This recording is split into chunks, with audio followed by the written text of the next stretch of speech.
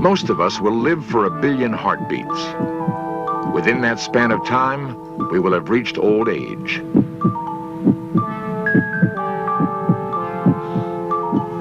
Today, however, aging and death are becoming less inevitable. We are moving closer to the dream of immortality.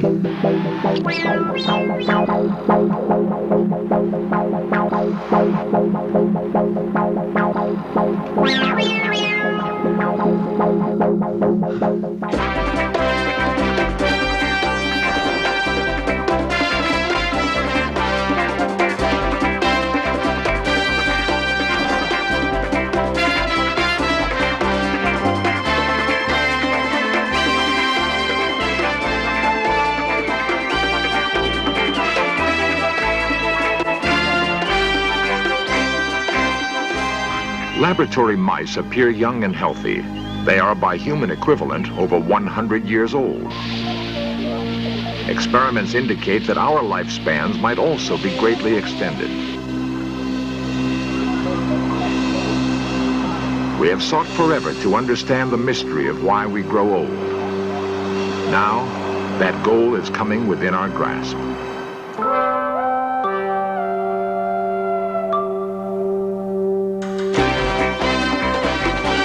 This series presents information based in part on theory and conjecture.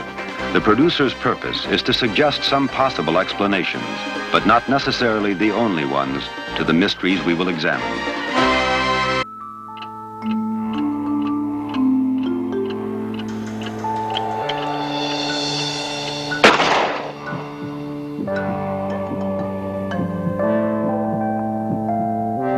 Like distance runners on a measured course, all of us will move through time in a roughly predictable pattern.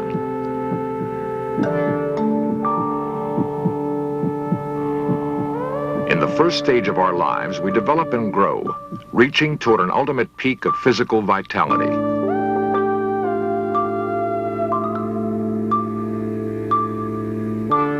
As we mature, however, the body begins an irreversible process of gradually wearing out.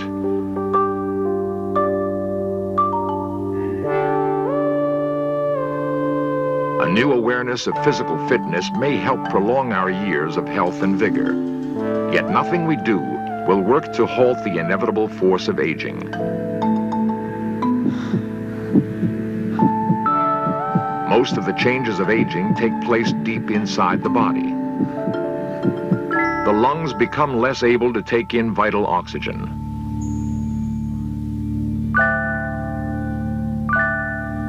Powerful muscles gradually lose their strength. The heart loses power and pumps less blood. Bones grow ever more brittle.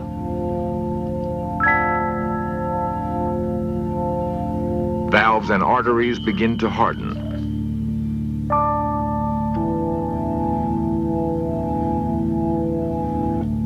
Blood no longer circulates as well. As our lives continue, the symptoms of deterioration grow worse. The body becomes more and more vulnerable. Finally, we encounter a stress that is greater than our physical resistance. Often, it is only a minor accident or chance infection, but this time, it brings life to an end. Each of us must at some time confront the grim reality of growing old. With every passing year, the visible signs of wear and decline become more and more apparent. Try as we might to hide the fact, our wrinkling, sagging, and loss of strength tell us undeniably that we are aging.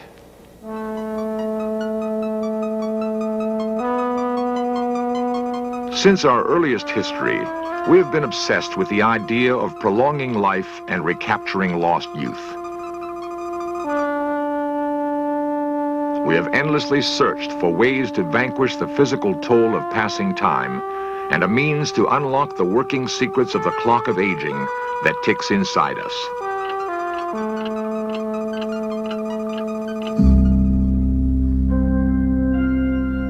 alchemists sought for centuries to brew an elixir of life that would reverse the effects of age.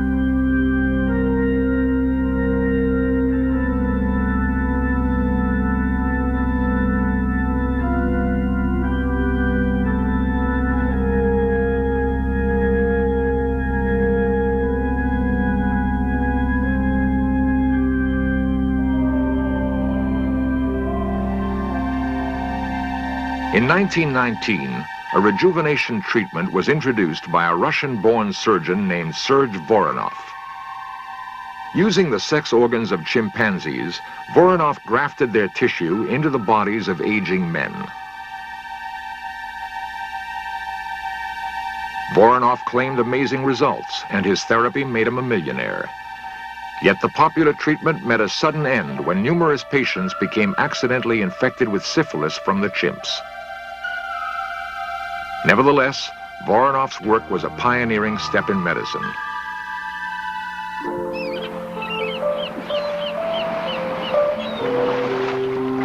Today, near the warm waters of the Bahamas, a youth spa offers perhaps more modern techniques of rejuvenation.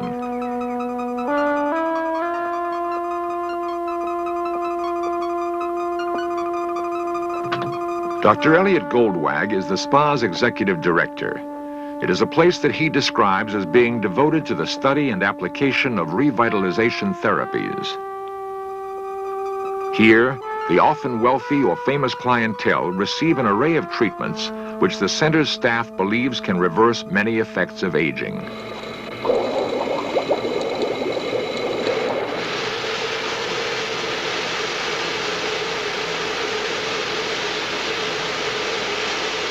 To open pores and renew the skin, faces are bathed in a warm mist of steam. This is a general relaxation training procedure. Rest your arms beside you. Clients who have problems sleeping are taught techniques to induce relaxation. I feel the tightness going out of my chest. The skin is carefully checked for flaws and signs of unusual wear.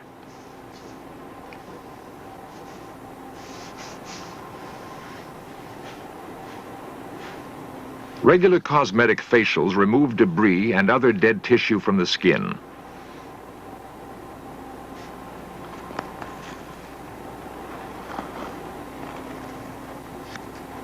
A facial mask is said to improve color and texture and to restore youthfulness.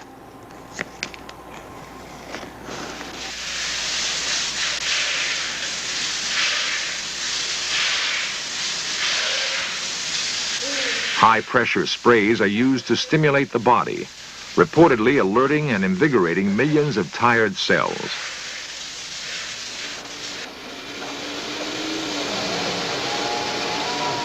Inhaling atomized seawater mixed with aromatic oils is prescribed to aid respiration.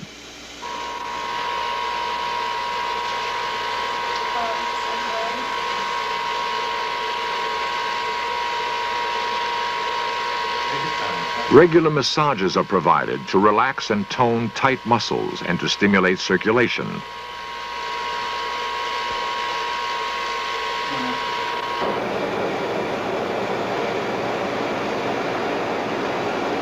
Warm seawater baths are said to allow natural minerals to absorb into the skin.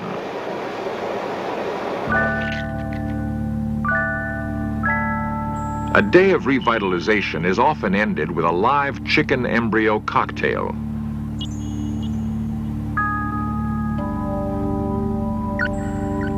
The egg is believed to act as a biological catalyst to stimulate healthy cell growth and revitalize tissue. Cell therapy is another treatment offered at the center. Cells from unborn lambs supposedly revitalize aging tissue when injected into the body.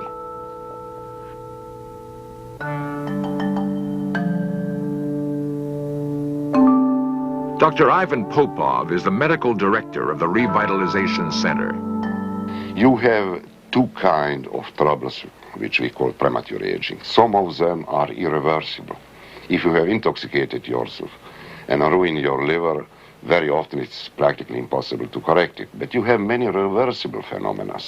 And those reversible phenomena, by stimulating our own body to react, to fight against aging, we can't make anybody one day younger than they are. But we can make them function and look younger. Because the majority of the people does function and does look older than they should.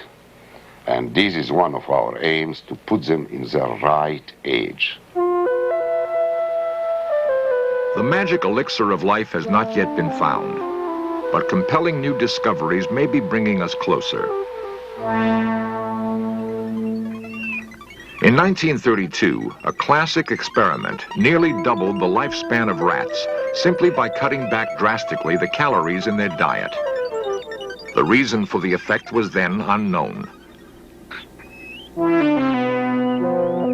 Today, at the University of California at Berkeley, Dr. Paul Siegel has also greatly extended the normal lifetime of rats. The result was achieved through a special protein-restricted diet, which had a profound effect on the chemistry of the brain.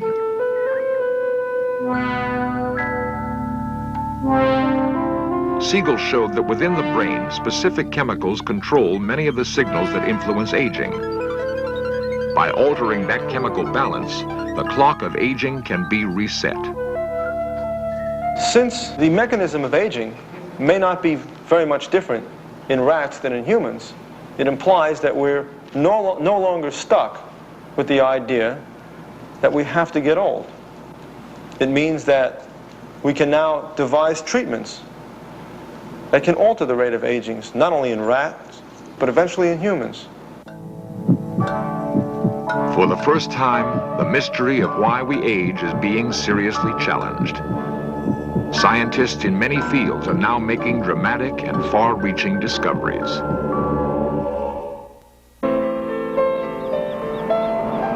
An average lifetime lasts 75 years, yet in each of us lies a potential for near immortality. If we could retain the vitality and resistance to disease that we have at age 20, we would live for 800 years.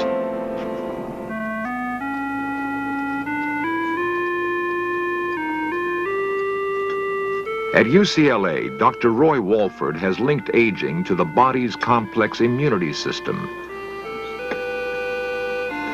Dr. Walford believes that aging may not be a slow wearing out of the body, but rather an active self-destruct process. When a germ or foreign tissue has entered the body, a special blood cell of the immunity system quickly moves in to destroy it. Dr. Walford believes that with time, the immunity system loses its ability to tell the difference between the body's own cells and foreign invaders that should be destroyed.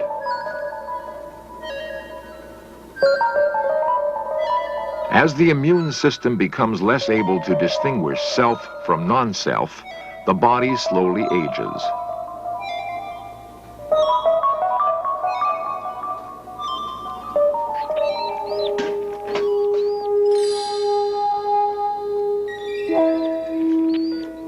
Experiments with mice have supported Dr. Walford's ingenious theory. When injected with drugs to suppress their immune systems, their lifespans were greatly increased.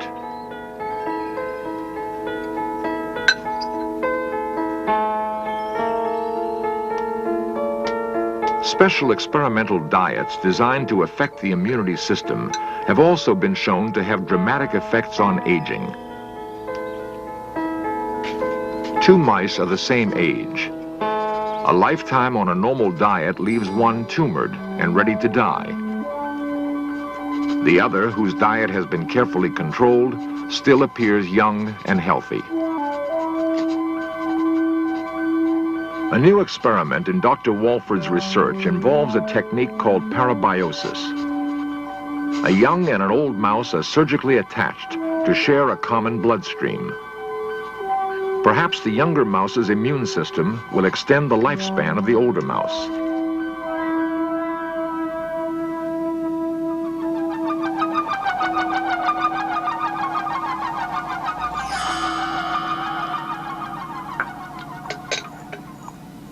Dr. Leonard Hayflick, an eminent biologist working in aging research, has made a revolutionary discovery about the reasons we grow old.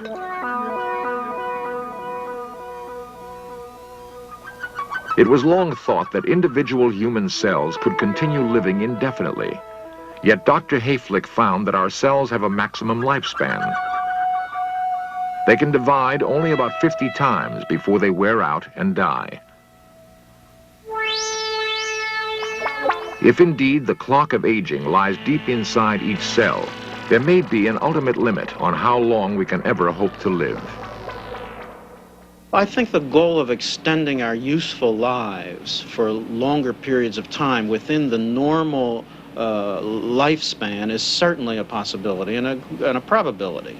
But I think that increasing the absolute lifespan for man is very improbable.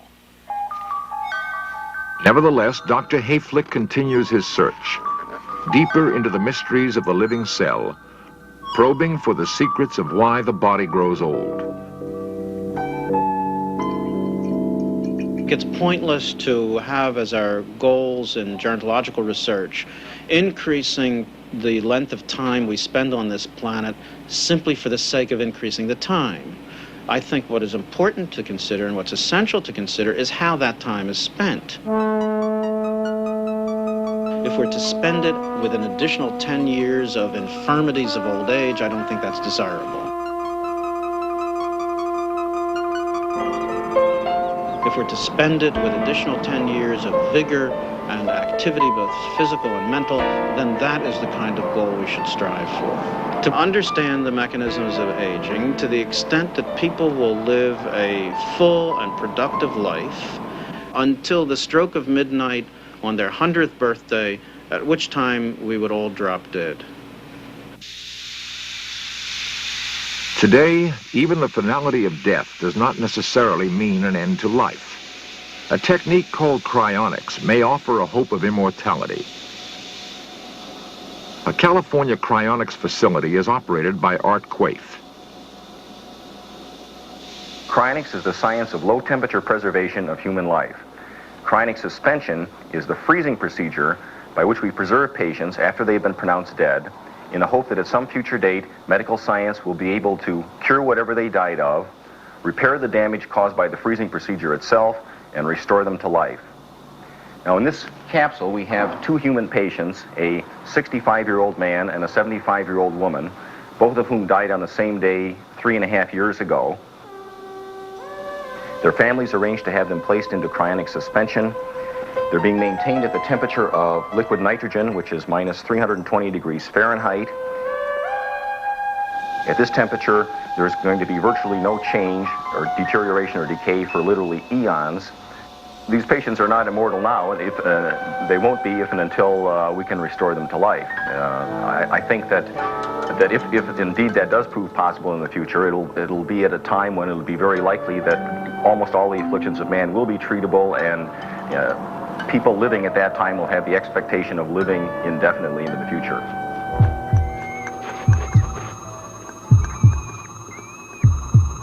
Under careful laboratory controls, a hamster is painlessly put to death.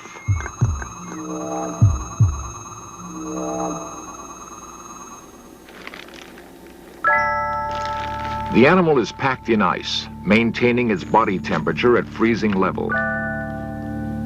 It is completely lifeless. Its heart is motionless.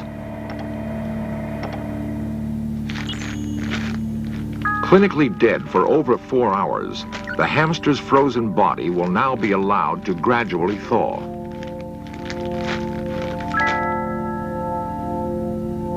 Dr. Paul Siegel will carefully monitor its temperature and other vital signs.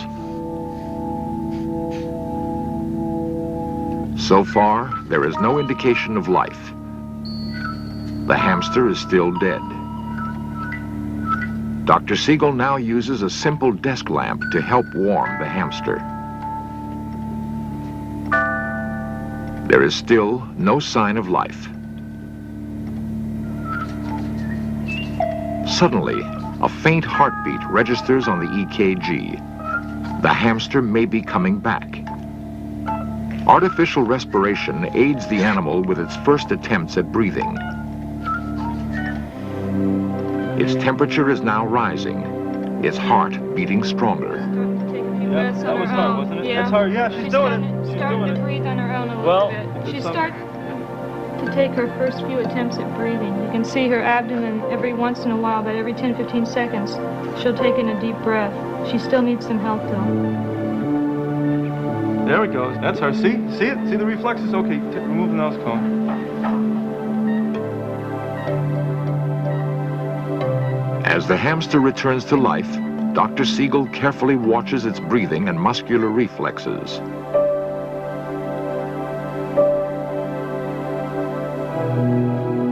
Though the hamster's body temperature is still very low, it will quickly return to normal.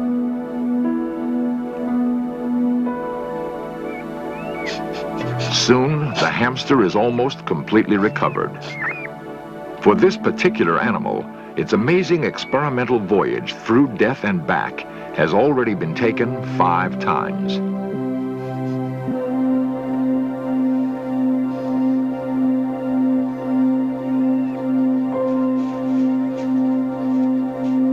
Today, for some laboratory animals, the boundaries between life and death are becoming less distinct. It may not be long before we ourselves can venture safely through death and return to catch at least a glimpse of immortality. Though aging and death may be what nature planned for us, science is at last unraveling some of the mysteries of growing old. The process is no longer beyond our understanding and is quickly becoming controllable. We may be on the way to realizing one of our fondest dreams, to live forever and never grow old.